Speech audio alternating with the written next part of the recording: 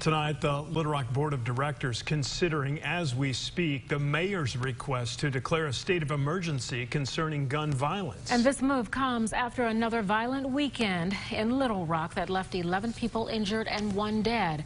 Jessica Rank joins us now live. And Jessica, you were in this meeting tonight. I know you've been going back and forth here, but break down what this declaration would actually mean.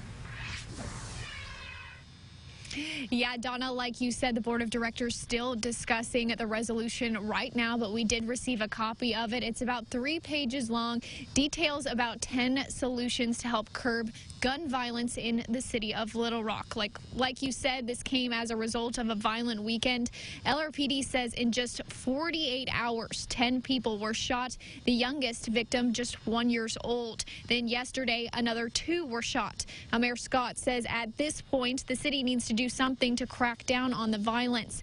Now, we did again receive a copy of that declaration, so let's go ahead and break it down. Again, 10 solutions, just to mention a few that include deploying an emergency response team, allowing for overtime for LRPD officers for the next 30 days, increased patrol in violent areas, and expediting funds for community programs in place to curb violence among youth.